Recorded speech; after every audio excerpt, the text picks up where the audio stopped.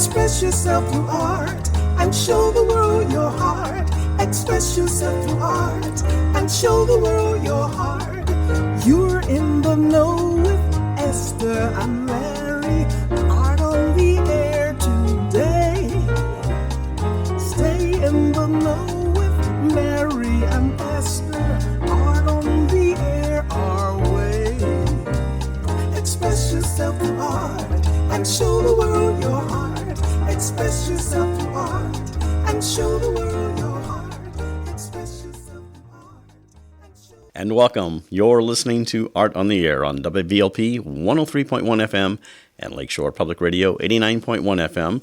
Normally, this is our weekly program covering arts and arts events in Valparaiso throughout Northwest Indiana, but this is a special edition checking in with artists of what they're doing during the COVID-19 issue that's going on. I'm Larry Brechner of New Perspectives Photography, right alongside here with Esther Golden of The Nest in Michigan City. Aloha, everyone. We're your hosts for Art on the Air. That theme music you heard at the opening is by Billy and Renee Foster, and we'd like to thank them. Our underwriters are Brower Museum at Valparaiso University, Mary Levan, an art patron, and Walt Breininger of Paragon Investments. Always thanks to Greg Kovacs, the station manager, but we are actually doing this in my remote studio in Chesterton, Indiana. Art on the Air is supported by the Indiana Arts Commission and the National Endowments for the Arts.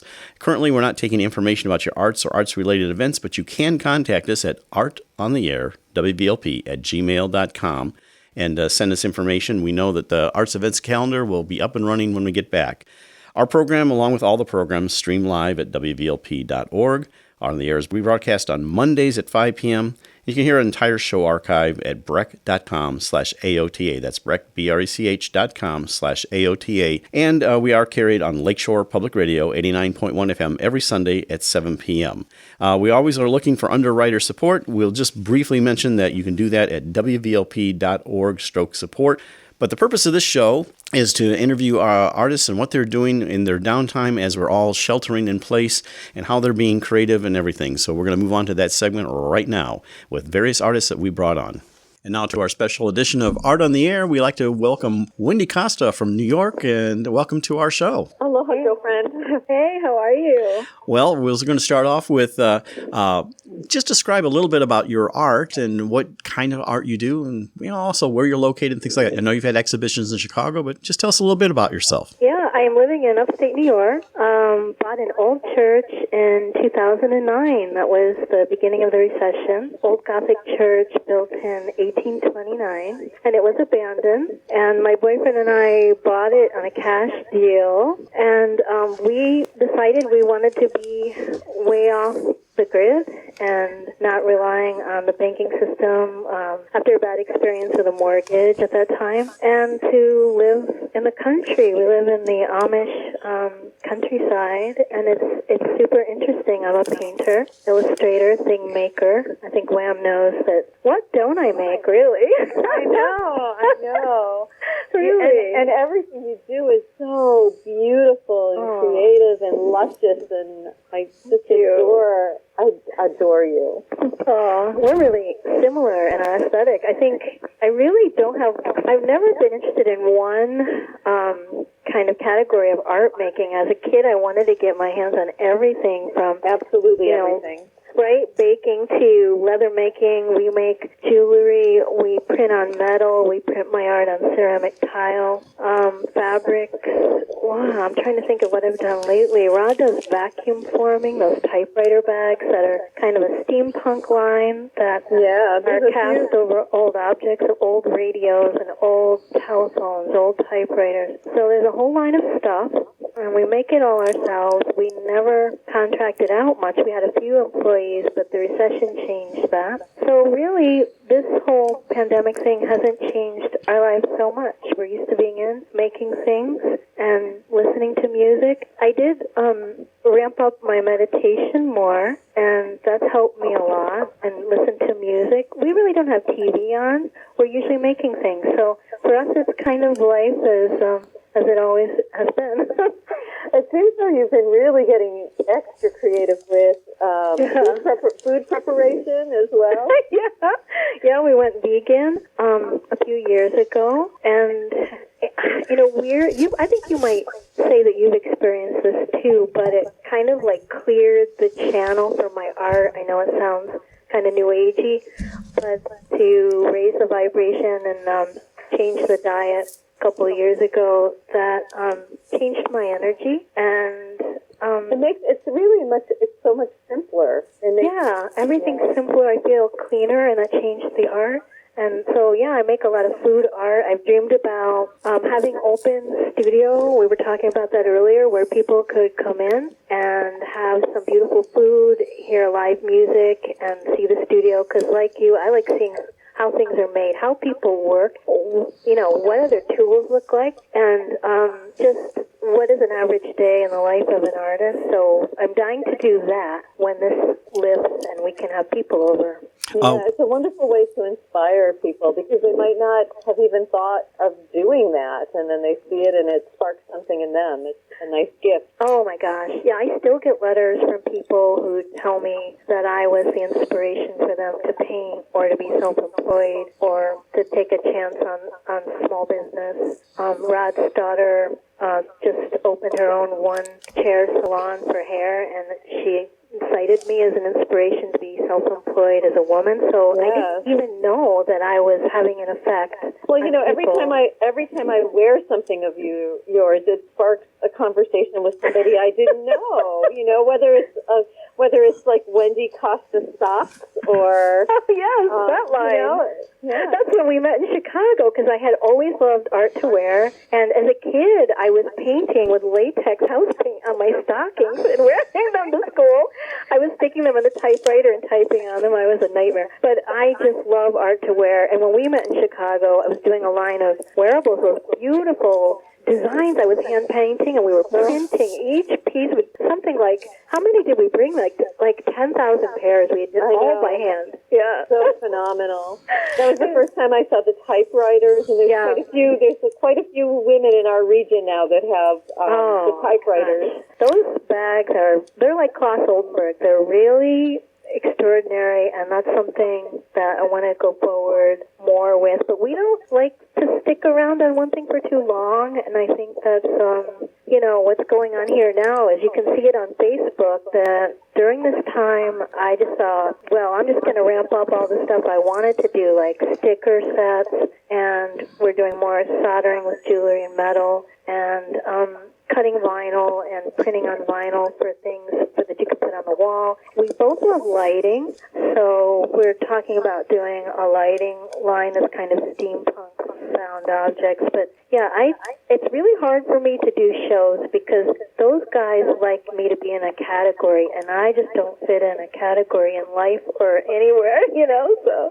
I know, I always wondered about that, because, a lot of those shows you just have to enter in one category, but it's just like, it's really, for me, I couldn't, how could I choose? Well, and you're like me, you're multimedia, and I think we were talking about that earlier, that what I really, really like is installation stuff where you walk in and it's like you're inside of my sketchbook, or inside my process, and that's what I really want to do. And I got to do a little bit of that with store window design for a while for Stuart Weitzman, which was a great gig, and we would fly around the country and we would do these environments. And that's when I was really putting it all together, because we would do sound and video installation and lights and sculpture. And of course, with one of my favorite subjects, shoes, high heel shoes. So that's really my thing. And I want to do that. And we talked about it earlier. My dream for a long time is to have a commune and to share space, share food, share expenses, especially coming up on retirement age for me. And so that's something I think that this situation has brought even clearer into focus that I want to do for the future. And maybe other people are seeing that through this, Wendy, I was going to ask you about the store windows. Were you part of United Scenic Artists when you did that, or? No, just independent artist. I met Jane Weitzman at a trade show, probably in New York, and she was at that time in control of all the Weitzman, windows. And I think every month they changed it in every store, and that was her thing. She would go and find artists, and so I got to do more than a few windows, different locations, Boston, New York, and Houston. And then she recently did a book of all the collections, and we were in that book, so it was really great. Oh, wow. Did you not see that book? Oh, no, I did not. Yeah. Oh, yeah. It's called Art and Soul. Yes, I did see it. Okay. Yeah. So it's a beautiful, deep red book with the little gold edges, and some of the pieces we did were sold off before they could get photographed, and we were sad about that. But from Dallas, but yeah, that was so all this multimedia stuff has led us into store design, which is another big thing for me. And I like menu design, I like food design.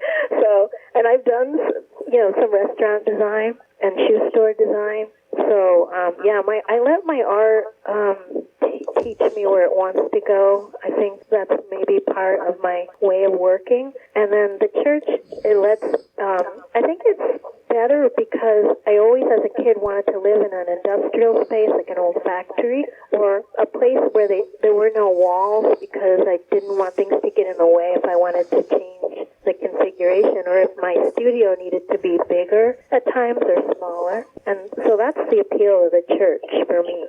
Wendy, what are you looking forward to after the COVID-19 thing is over with? Is there something you really want to do but you can't do because you're, sheltering in place? Yeah, I love being out and gathering beautiful pieces for sculpture. So I'm loving the idea of getting out to do that and supporting my friends and small business who are suffering. That's really killing me to see them in trouble.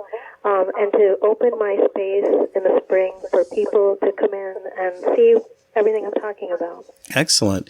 Are you going a little bit stir crazy? It sounds like you have so much creative energy right there in your church that the world could be gone and you're still going on. Yeah, I thought I was handling myself pretty well because I'm an extreme introvert. My sister calls me Howard for Howard Hughes, so I don't go out a lot. But it really got to me yesterday, and I think it's because a friend sent an article that was kind of a really doomsday thing, which I normally stay away from. And it got me really shaken, and I thought, okay, regroup, reset. I was doing great making art, but that's what artists do well. They stay in that beautiful bubble, and I have to remember to stay in that space, and I'll be okay. Any final thoughts that you want to share with our audience about what's coming out or for you?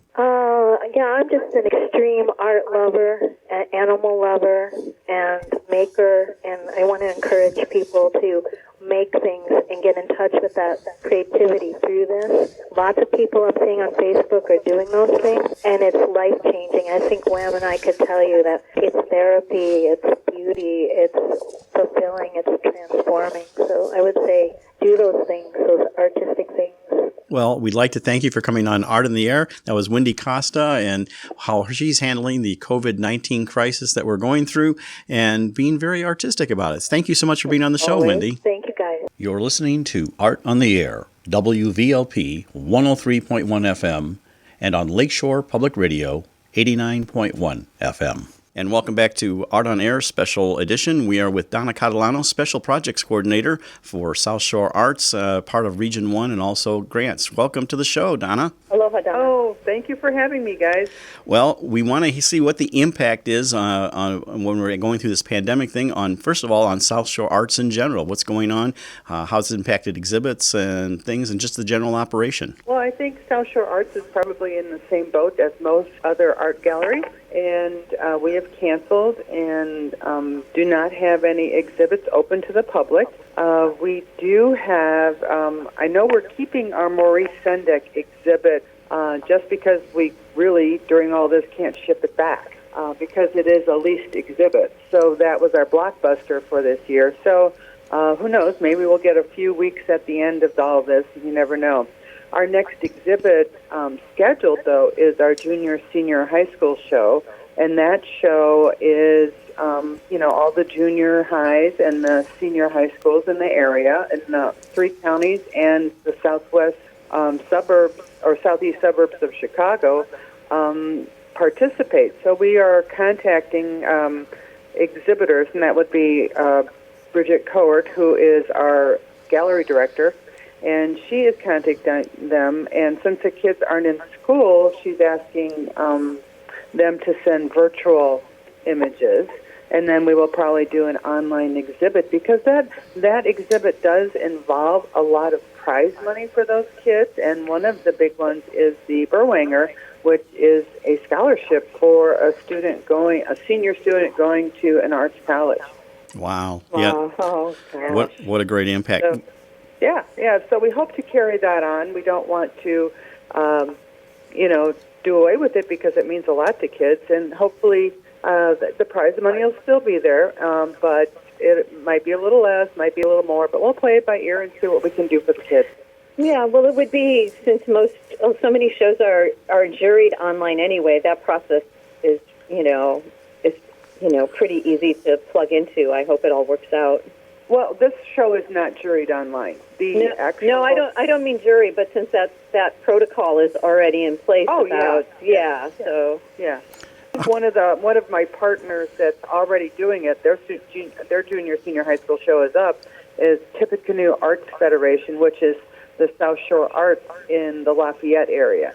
And so they were going to start doing virtual showings of the exhibit, because they actually hung their exhibit, but now they can't let anybody in to see it. So do some features on different schools, and there's a lot you can do with it, actually. Yeah, Donna, how does this going to also impact the other hat you wear is the grant process? Well, the grant process, as most people know, we are the representative for the Indiana Arts Commission up here in Region 1.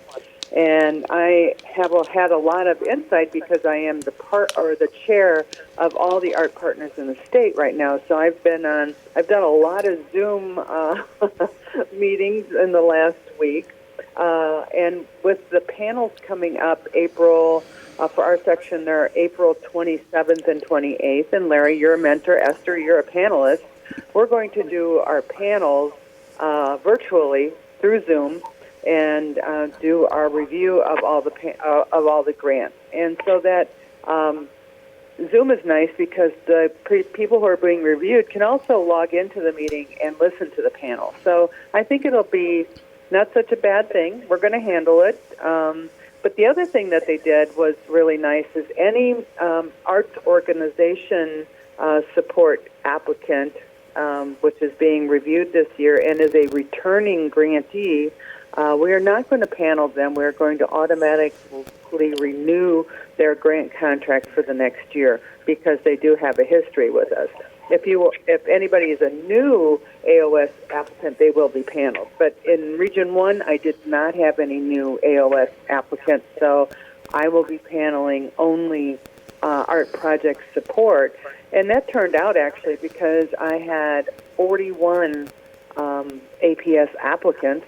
And since I lost my AOS, or didn't have to have my AOS panel, I decided to divide my 41 among 3 panels instead of 2, so it makes it a little easier on the panelists. Yeah, we appreciate that on the other side of the panelists when you're being one, and happy to be a moderator this year. And just personally, how are you handling being sheltered in place? Oh, well, I have a European boxer who loves to walk, and so we have, I think, multiple days we're hitting over 20,000 steps with our Fitbit. Any final thoughts for our audience? Audience as to... Our audience, for Art on the Air. Oh, I think it's just, be patient, follow guidelines, listen to the governor.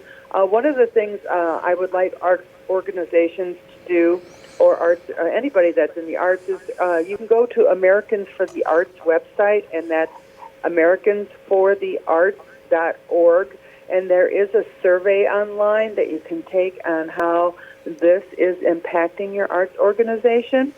And also for any arts organization, if you're looking for relief or you're looking for answers, you can go on the Indiana Arts Commission website, www.in.gov/art, and there is a page there about the virus and how you can get relief and where you can get help. That sounds great. Well, we appreciate you coming on the show, and that's exactly what these. It looks like we're going to be doing 3 episodes of this special edition, but we appreciate it. That's Donna Catalano, the Special Projects Coordinator for South Shore Arts. Thanks for coming on, Donna.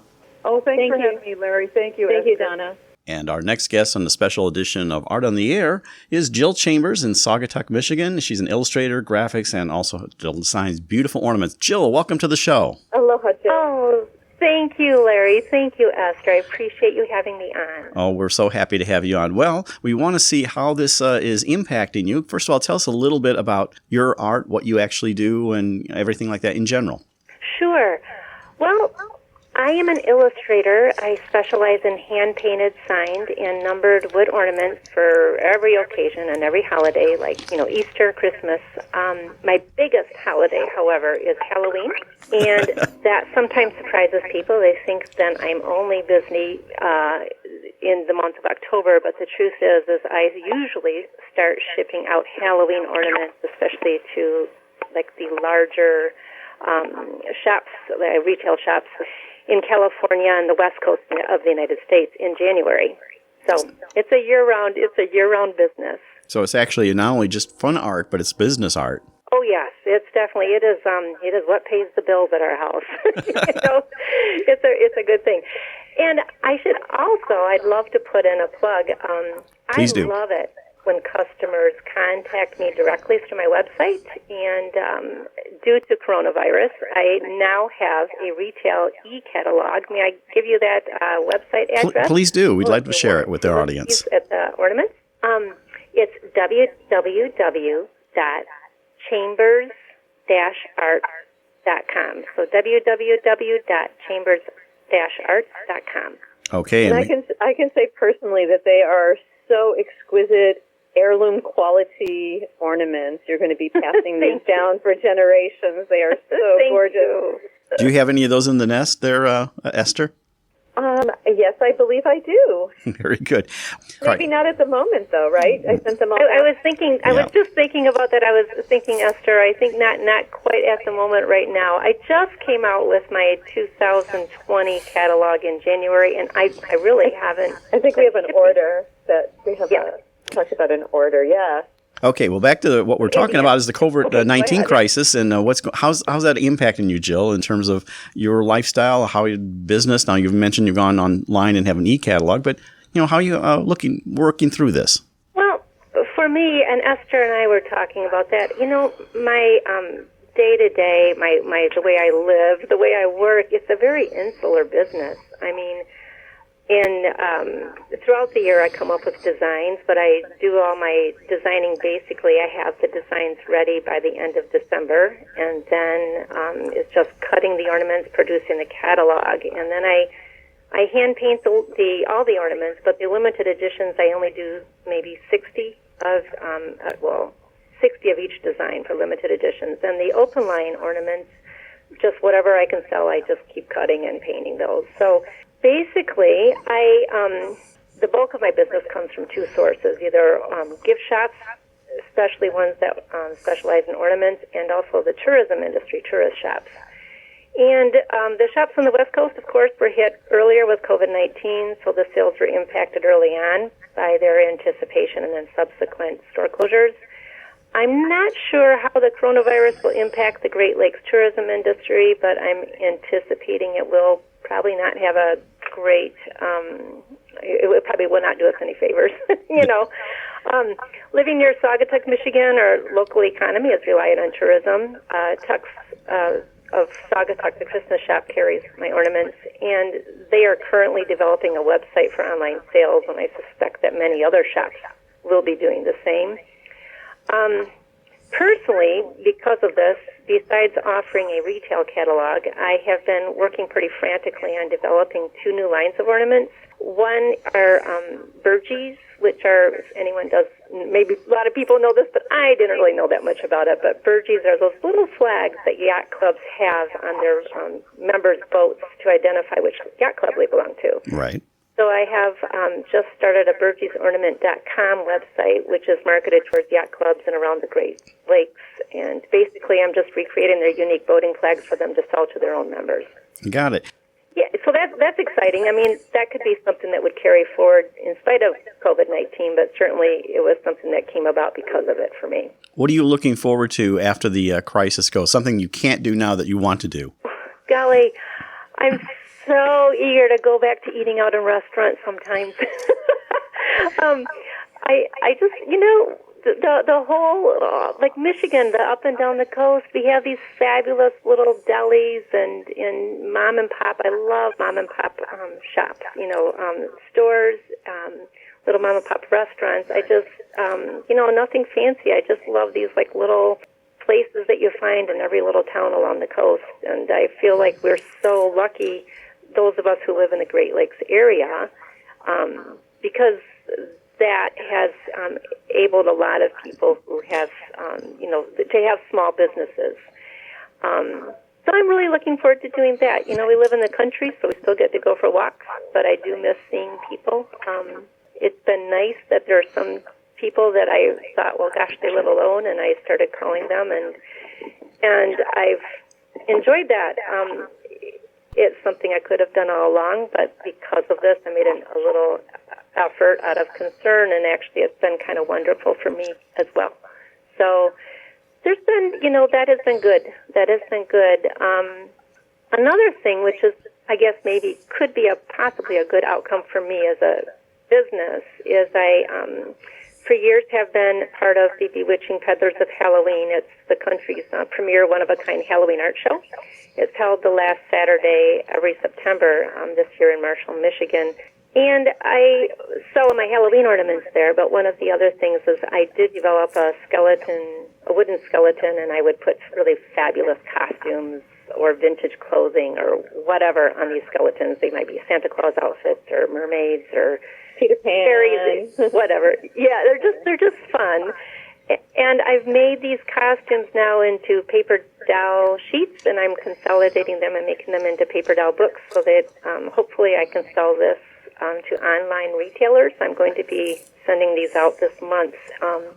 That is something, the original costumes I've been doing for years, but as far as doing this paper dowel format like this is something that's very new for me. And so, we'll see if that actually turns into something or not. It's just kind of something that worked out well considering where I am at right now business-wise, So we'll see. I feel like I'm sort of lucky just from an emotional standpoint because I am so insular and I do have my family home with me, so I still have them around me as just to be in person with someone. I feel so badly for people who live alone. I think that has to be awfully hard. It sure is. I feel like things are going to get better, but for a while there, it's going to be tough for a lot of us. It sure is. And my heart goes out to everyone. Well, we appreciate you coming on Art in the Air, Jill. That's Jill Chambers from Saugatuck, Michigan, who does ornaments and a whole wide variety of things. We wish you well, and thanks for coming on the show. Thank you, Jill. Love you so much. Thank you. Love you too. Thank you all. You're listening to Art on the Air, WVLP 103.1 FM, and on Lakeshore Public Radio 89.1 FM.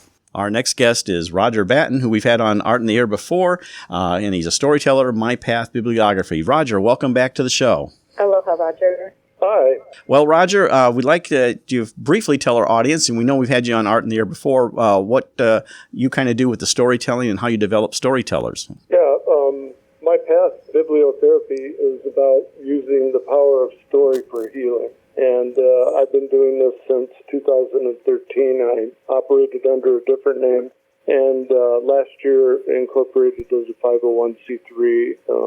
My Path is different than any other storytelling that I've known about in the sense that we focus on the storyteller, not so much the audience. And we go through a 6-hour workshop, and we teach people about the 5 layers of story. And they take a personal story from their own lives where their life changed, and they work through the process. And then when they take that story to a public telling of the story, sometimes on stage, sometimes in a workshop, they are releasing the trauma that has been built up in their souls and in their bodies.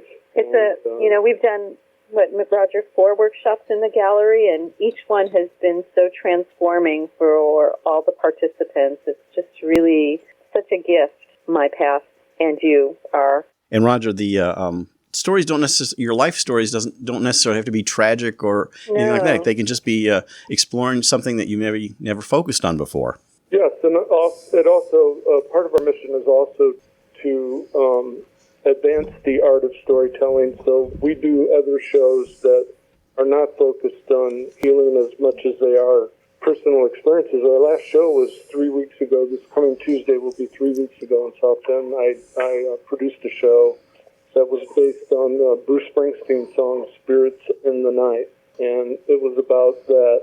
All the stories were about that moment in life that we all had, where we had one foot in childhood, and we went out with our friends and tried to do some adult things. And so that show was more about the art of storytelling, and that came after a workshop that we did in Mishawaka, Indiana. But mostly it's about bibliotherapy. Well, but I wanted to mention a post that you just did, Roger, and it's just so important, not just during this time, but especially. The article was on how we relate all this information to our children will impact, how they feel. So if you want to maybe go into that a little bit, I think that's so important right now. Sure, and thank you for mentioning that.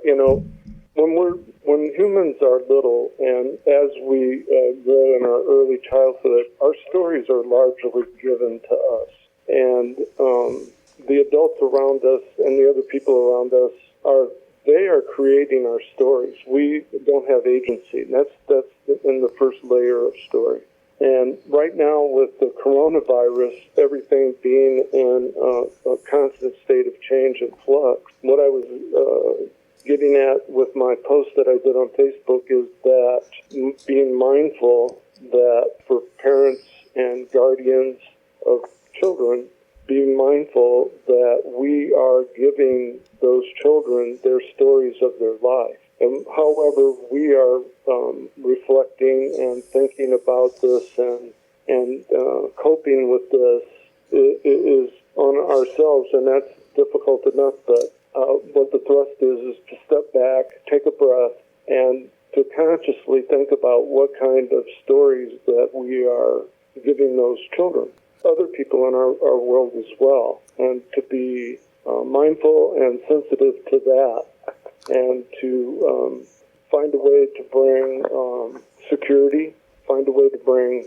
some comfort, find a way to bring some joy into that, so that the young people that we associate with don't wind up later on having an adverse childhood experience, that they indeed can have a positive childhood experience. Now, how is the COVID-19 shelter-in-place impacting you personally? And what are you looking forward to after the COVID-19 thing is passed, which we know eventually it will be? What's something that you miss doing that you're looking forward to doing? Well, of course, a big part of what I do is the workshops and the performance productions that I do. And the change, of course, for me is like everyone.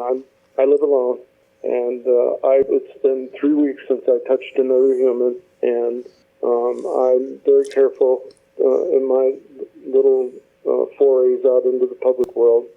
And also, a big thrust of my path was aimed at healing the trauma of young people who were in school shootings. And now that's changing, and it's changing to the stories that are being created through this experience. And there's a couple of kinds of grief that we're experiencing. And the last time that humans experienced, Americans anyway, experienced this sort of collective grief was 9/11. And, the comments that I made just a moment ago about the children, and then also coming out of this, at the other side of this, will be to help people process through the levels of grief that they've been experiencing. And part of what we are all experiencing now is anticipatory grief. That's for sure. We know things. We're in a liminal space. We've started down this liminal hallway. We know that things are going to change, but we just don't know yet how much and for how long. And coming out the other side, the humans that have passed through this space are going to need to find a way to resolve the trauma that they've experienced. So I'm looking forward to participating in that and helping in any way that I can through my past bibliotherapy. Roger, we really appreciate you coming on the show today and sharing your thing during the COVID-19 crisis. That's Roger Batten of My Path Bibliotherapy, and look forward to having you back on the show sometime to do some more storytelling. Thank you, Larry. Thank you, Esther. Thank you, Roger, so much. And now our next guest we're moving on to is Krista Bermeo from Indianapolis. She does lamp working glass, and she'll tell us about it. Krista, welcome to Art on the Air, special edition. Krista. Hi, I'm thrilled to be here. Well, tell us a little bit about what kind of artwork you do and everything like that in your normal working environment. Okay, I do lamp working, which means I melt glass rods on a torch about 2,000 degrees, and then using gravity and some dental tools and other tools that I've kind of made myself, I push and pull and prod the molten glass into different shapes. I use sterling and titanium, and the resulting components I turn into jewelry. And recently I've been using glass that I've found on the street on walk. And as long as there's enough of it, like 5 or more pieces, then I can experiment with it. And I call this collection Found. And it might be broken glass windows from cars or whatever, but it's really opened up a lot more possibilities because of the type of material that it's very different what I'm used to using. Excellent. So how's the COVID-19, how has it impacted you personally and your business and things like that? And make sure you give your website out there, by the way. I will. Thank you. Let's start with the website because I know I'm going to forget. It's www, of course, KristaBermeoStudio.com. Krista is with a K, and Bermeo is Bermeo. You'll find lots of glass jewelry there. As far as how it's impacted me, I do a lot of sales, or I sell a lot to museum stores and boutiques and galleries around the country. So where I meet them face to face is about once or twice a year in these wholesale trade shows, and I do New York and Baltimore, Philadelphia, and I've recently done Los Angeles as well. And so I have armfuls of these orders that people have been making since December, January, February. And then, so typically we do these shows and then artists go home, they make this stuff for the stores to have on hand for graduation, Mother's Day, Easter, gifts. And it's impacted, COVID-19, people are home. Now, I have... The museums are closed and museums are closed. Now, so some people have decided to postpone those orders in anticipation to being back open for the summertime. And so, I'm kind of, as an artist, you're used to the ebb and flow, the feast or famine, and I kind of just take it in stride. I honestly have a lot of faith that it's going to be okay in the long run. Yeah, it's pretty grim right now. I'm terrified for my parents, for instance. But, I ebb and flow. And you just go with it. And I think that artists are possibly in a unique position to understand that type of thing and kind of prepare. It's like, well, you know what? We've been in dire situations before. They pass. And what you got to do, though, is when you look back, it's like, well, what did you do during that time? Were you able to design some new things? Were you able to calm the anxiety down long enough to actually do some things? And at least with me, I've had a ball. I've been able to design things that are not asked for instance, displays and other things that I would not have normally had the time to do. So I'm using this time every second. I'm actually having a really good time, and I know that's probably not. No, I think that is good. Right now, when people that are is not, good. Yes. I mean, if you're after shelter in place, it's probably artists are best adapted to doing that because they can kind of hunker down and do their art. Absolutely.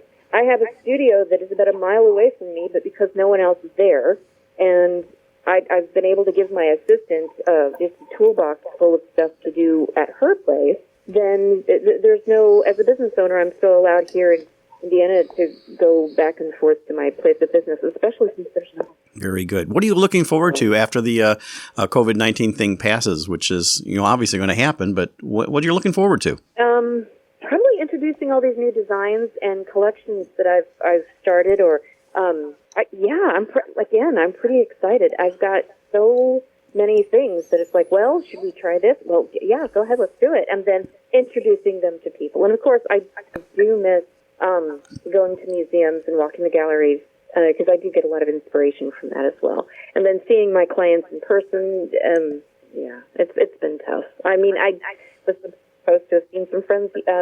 Today's Sunday. Yeah, Esther, we had planned to see each other today. Oh, no, I was just so looking forward to it. Well, Krista, we appreciate you coming on the show. That website, again, is Krista Bermeo. That's Krista, Krista, Bermeo. And is that a dash in there? No, there is no dash. It's okay, it's Krista Bermeo Studio. That's Bermeo. Krista Bermeo. Yes. So you can find out the information. Thank you so much for coming on there and sharing your time during the COVID-19, and we wish you well. Much love, Krista. It's been a pleasure. Thank you. And we're with Ron Chupp, our next guest on the special Art in the Air program, and he's a lithographer. Welcome, Ron, to our show. Aloha, Ron. Oh, thank you. Well, tell us a little bit about what you do with your art and everything. Go ahead. Well, I'm a stone lithographer. I print from limestone. Indiana limestone, right? No, actually Bavarian limestone. Oh, okay. Indiana's too coarse for printing off of, I guess. And I also oil paint and do pastels and stuff too. But I more or less concentrate in printmaking. Very good. How's this COVID-19 impacting you in terms of what you normally do? Well, I'm getting a lot done because I can't go anywhere. And nobody can come into the gallery. But that's the problem is I can't sell anything. Because the gallery's closed. I have my own gallery in Jim Thorpe. It's a little touristy town, and it's pretty much closed up, so it's impacted the whole town pretty hard, I think, Will. Do you have a website so people can still visit things online? I have a web page, but I'm not real big on computers and keeping up with websites. They reach you through Facebook? They could reach me through Facebook, yes. I do post stuff on Facebook. Do they use your name on Facebook or your business name? Yeah, Ron Chupp. It's Ron Chupp, CHUPP, folks, out there if you're looking for him. And they can also, if they go through jimthorpe.org, I'm listed under the Black Diamond Gallery. Oh, okay. Excellent. So what are you looking forward to doing after this is all over with? Well, hopefully get back to selling some art. Hopefully people will come back to town. I don't know. It's kind of a scary situation because all the counties around me right now are coming down with the virus. So far, our little county, Carbon County in Pennsylvania, only has 2. It is kind of scary. How are all the grandbabies? Yeah. Well, I got the new grandson. I'm kind of worried about him, but he's in Wisconsin. So anything else you'd like to tell our audience about what you're doing and what to look forward to? I've got a few irons in the fire. I've got a couple paintings on the canvas or on the easels, and I've got a blank stone on that I'm thinking about doing something. I haven't figured out what yet. Yeah, you have your work spans a huge variety. You've got the natural work, but then also the architectural work and your monoprints, and then the series of things that have such a great sense of humor. Ron has the most immensely wonderful sense of humor, and conversations, hardly any words because we're laughing so much. So he puts a lot of that humor into his work. So it'll be interesting to see what the next piece is going to be. It's hard to say. I'm back and forth between abstract and kind of a realism, surrealism stuff. And my wife lives in New York, which is really getting bad. So it'd be kind of interesting what happens in New York and how, I do a lot of cityscapes. They might be pretty empty now. That's for sure. Well, Ron, we appreciate you coming on Art on the Air and telling us about what you're doing and how the COVID-19 is impacting you. Thanks so much and for coming on the show. Thank you, Ron. Yeah, thanks. I'll see you. You're listening to Art on the Air, WVLP 103.1 FM, and on Lakeshore Public Radio 89.1 FM. And our next guest here on Art on the Air Special Edition is a couple, Steve and Louise Skinner from Black Tree Studio Pottery and everything else. Welcome to the show. Aloha. Thank you. Hello. Thank you. Well, tell us a little bit about what you Black Tree Studio does, and I know also that, Louise, you do photography. So, Steve, we'll start with you. Well, we make functional artists. We started the business in 2008 and have continued until now and continue making pottery. And we travel a lot. We travel to art fairs, and obviously that has changed. And we also have galleries, all are closed. What type of photography do you do? Well, I mainly do local landscape photography, but definitely evolved into documenting our travel. People who know Black Tree Studio have come to look forward to, as well as doing artistic shots, trying to be a little different with documenting the pottery itself. But my training is as a art photographer. Very good. So how's this impacting you? Obviously, you can't travel, but how else is this impacting you during the COVID-19 crisis going on, the pandemic? Well, we're not going to any shows. They've all canceled or been postponed. We're not making pottery. We're making some pottery for galleries, but they're all closed. I'm still making pottery, but at a much more relaxed pace. Where it used to be I would get up every day at 9 o'clock and work till 4 or 5. Today, it's a more leisurely time to get up. We spent time over coffee and breakfast. Then I get into the studio and I work 3 or 4 hours instead of 5 or 6. Well, I'd like to also add, though, that throughout artistic life, and he's been a professional artist, for the past 40 years, he's very disciplined, has always been art. I don't want to say as a job, but in a disciplined way. So he works every day. And although we're getting into the studio a little later, I think just for sanity, we have continued to work. We keep working. And actually I'm having time to experiment, making more experimental pieces, which I like. Okay, excellent. What are you looking forward to after COVID-19 is past us? We'll have to see. We're starting an online business to take up some of the slack. My guess is I think it'll be slow to start up the shows we used to go to across the country, and we'll probably, my guess is do less of those and see how it works out. I'm actually looking forward to doing less shows. We've done it long. We've gone to enough shows that we have sort of a group of customers that, I try to keep in touch with, and they've been very supportive. All they have to do is buy one piece, and then you have them forever, like me. I've used my comfort cup every single day over the last 6 or 7 years. Every single day it's by me. Thank you. As well as all the other work that I've acquired throughout the years. I mean, they're such an important part of my daily life, and I'm just so happy to be surrounded by them. So that's great. I really would like to just be more local. I would love that, but Well, what's your website address for Black Tree Studio? So that people can look that up? Oh, it's blacktreestudio.com. Okay. Well, any final thoughts you'd like to share with our audience out there? Yeah, just a few. I would say that I'm wherever I go, online or on the radio, I'm very heartened by the ongoing support that everyone is expressing towards the arts, whether it's music or writing or, I'm looking forward to a Richard Thompson online show at 4 p.m. People are donating their time.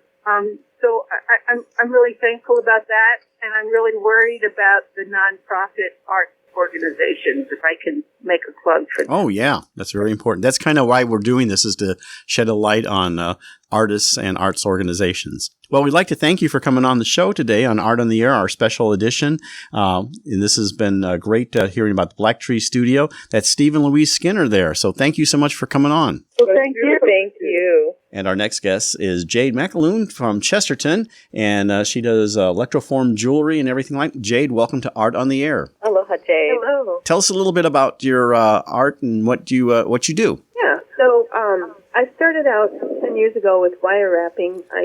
It actually all started with a stone I found on the beach that I thought was quite lovely. I've always been into crystals and collecting rocks and things. So I had this stone. I wanted to wear it. Normally I tuck them in a pocket or something, but I thought she was beautiful and deserved to be seen. So I started scouting around how much it would cost to have her made into a piece and found it to be quite prohibitive. I was teaching at the time. I've been an elementary and middle school teacher for a long time. And God bless you, by the way. You don't go into teaching because you want money, right? Well, if you do middle school, I always think that's wonderful, because I retired from a school system as an auditorium and theater director I did 31 years in education. So, but with middle school, I always say, God bless you for that. Oh, I loved them. I thought they were, I remember in grad school, one of the teachers said, middle school is your last chance to save them before it's kind of set, where they're going. And I always thought that was a really neat way to look at it. That's very true. My wife actually directed middle school theater that was linked up to our theater program at the high school. So I do have an appreciation for that. But the hormones are really humming at that level. Yeah, I do miss teaching sometimes, but I actually left 2 years ago to pursue my art full time. So, I looked into getting the piece made, decided I couldn't afford it, and how hard could it be, right? So I started watching videos and took some classes and realized it's not as easy as it looks, and there was a lot of trial and error, a lot of swearing, a lot of throwing wire in the garbage. Still, I figured things out. About 2 years into it, I felt brave enough. Enough people had asked me about my pieces that I thought, well, maybe I should try selling these and we'll see what happens. And Chesterton's European market was my first attempt at offering my work to the world. And, people liked me. They really liked me. There have been good years and bad years, of course, but, obviously it was good enough for me to leave my full-time job and do this, so. Excellent. I know. I've watched the evolution, and oh my gosh, you're just at the pinnacle right now. It's just, everything is so gorgeous. Thank you so much. In fact, during this whole isolation, I have not taken the wolf off at all. Does not want to come off. No, they're very protective, and she's definitely bonded to you. I love that. Yeah, Jade, I think I have met you at the Chesterton Art Fair. I think you've been there also. Okay, I'm a board member for Chesterton Art Fair, so I remember seeing your booth there and everything. So, wonderful! Yeah, that's my favorite show, and I'm a little biased because it's my hometown. But of course, when I first started getting into art, my mom was an artist, and she actually drugged me around to different things my whole life, and I was a little intimidated by the art scene, and, there's jerks in every medium, but I find Chesterton Art Center to be super welcoming and just all-inclusive, and you don't feel like the odd man out. So I've really enjoyed being a part of that over the years. I appreciate that. Well, so how's this COVID-19 impacting you in terms of what you're changing in terms of both of your artwork and personally? Giant. Oi. So many people. Jewelry is tough. I will say that everybody makes it. I mean, doing shows, you are exposed to, I could do that, or my cousin does that. Or electroforming is a little different than the wire wrapping. Arthritis in my hands dictated that I needed to change up what I do because wire wrapping is real tough on me. And I had heard of electroforming, and then I was able to find out more about it, and then the world opened up for me. This is copper plating, right? Chemicals and electricity. And my science background to basically kind of like bronzing a baby shoe, if you will. But you take an object and you grow copper on it. And, that was just a fantastic way of doing things. But jewelry is very competitive, so people like to see and hold it. And that's why shows have been my bread and butter. We've gone all over the country. Mostly we stay in the Midwest, but in a busy season, I can do 40 or 50 shows, and that's over. I knew I was in trouble March 14th when they canceled a show that I was going to do in LaPorte. And it was an agonizing decision for the organizers. I understand that. And they had to do it, and they had no choice. And then they started dropping like flies. So my main source of income is gone. I do have an online store. I am pushing myself to get more of my products online. I have an Etsy shop. I also have a website, and I really went back and forth with, should I just offer my things on my own website, or should I go through Etsy? That's a tough call for a lot of artists, but because Etsy is really competitive. There's a lot of stuff out there. But you can't beat their platform. You can't beat their search results. So what's your web address? What's your web and Etsy address? What's the web? Yeah, so I am Pieces of Jade, Jayde, piecesofjade.com. You can find me on Etsy the same way. So working towards getting my stuff online has been a huge pain in my butt. Each listing takes me probably about 30 minutes between photographing the piece and writing the description and jumping through all the hoops that he has you do to list something. So it took me 3 weeks to list 70 pairs of earrings. They're finally up. So I've got the earrings done, and I'm just trying to get everything online and figure out ways to drive people to my online shop, because that's the only way I'm going to be able to sell now. And real quickly, what are you looking forward to after the COVID-19 crisis is done? I think maybe just an easing of the negativity. I don't know about you guys, but I have to log on. I have to be on social media for my business. I think I would like to not be on social media at all, but I have to do it. And just the constant barrage of negativity and sketchy information. And I was watching a debate online between two people yesterday about what kind of sanitizer to use.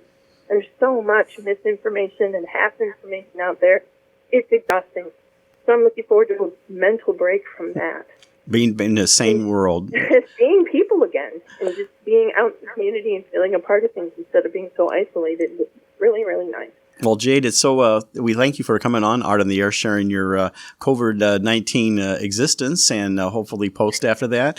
And look forward to seeing you hopefully at the Chesterton Art Fair when it's up and running. So far, it's on the schedule. So appreciate you coming on the show, Jade. Thanks so much, you guys. Stay healthy. Thank you, Jade. You too. And we're now here with Wendy Marciniak, President and CEO of Chesterton Art Center. And my question is, how's the COVID-19 crisis impacting the Chesterton Art Center? Well, first of all, yes, we have definitely been impacted by the coronavirus, and we just want everybody to be safe at home. So obviously we are not open to the public right now, and that's unfortunate. We have had to reschedule a couple of our upcoming shows. In April, we had planned to have the Newland Weavers Guild here, but that will be rescheduled in October of this year. In May, we had planned to have the Robert Hoffman retrospective show here, but we are going to delay that until August because we really want to be sure that people will be able to come out and view his wonderful work. Robert has passed away a few years ago. Unfortunately, with people not being able to actually come to the Art Center, we have done a little virtual tour of the Dunland School's K-8 show, which is available on our social media sites, Facebook and Instagram. And also, a couple of our children's instructors have been posting some little exercises that kids can do at home.